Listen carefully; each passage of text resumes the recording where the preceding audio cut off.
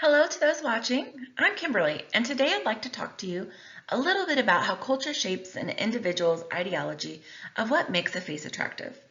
Forbes reported in 2023 the American beauty industry sold around $94.36 billion, with U.S. consumers purchasing 21.3 billion of those products.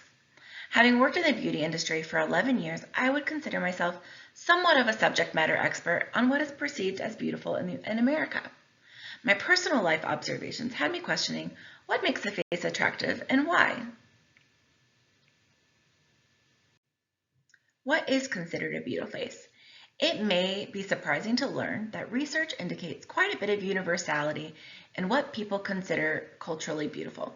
Much of this is linked to subconscious evolutionary mechanisms that are in place.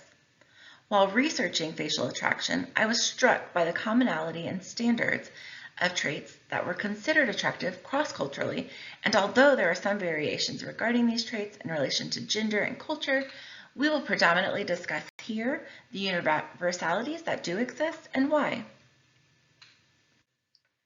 In a study conducted on individuals living in the Bolivian rainforest, culturally isolated, far from the rest of the world, researchers discovered that these remote villagers agreed with their American peers regarding what they viewed to be attractive facially. How is it possible that those people who have not experienced media and advertising in the same respects still held the same values for attractiveness? This phenomena is due to the prevalence of evolutionary signaling and physical attractiveness, which directly correlates to mate benefits. Researchers primarily categorize these evolutionary mate benefits into two categories that are responsible for an individual's perception of attractiveness: genetic benefits and direct benefits. People select mates that they believe will give their offspring genetic benefits that enhance their survivability and reduce mild genetic mutations. Secondly, they choose mates that are perceived as being able to provide greater material benefits, such as food, protection, and they won't give them disease or pass it along to their children.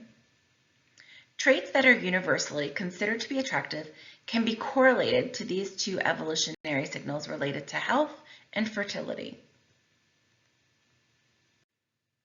Traits that are universally considered attractive based on these evolutionary mechanisms are: first, clear skin.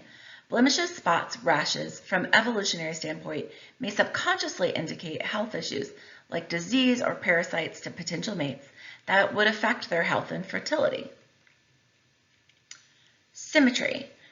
Symmetry consistently is found in research to be linked to attractiveness. Why?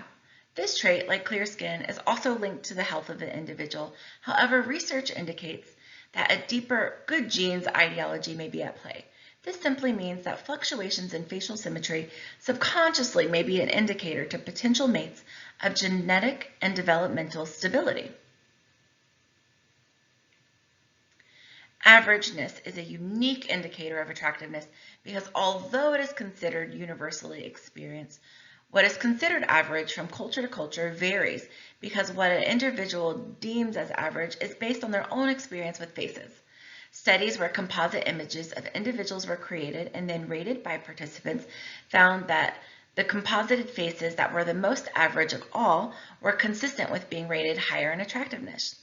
Evolutionary, the signaling may occur because faces that depart from average may subconsciously indicate genetic issues. It may also account for the psychological preference that people have simply for what is familiar to them. Thank you so much for watching. I hope you found this conversation interesting and informative. Next time you find yourself attracted to a beautiful face, I hope you'll stop and consider how evolution made you that way.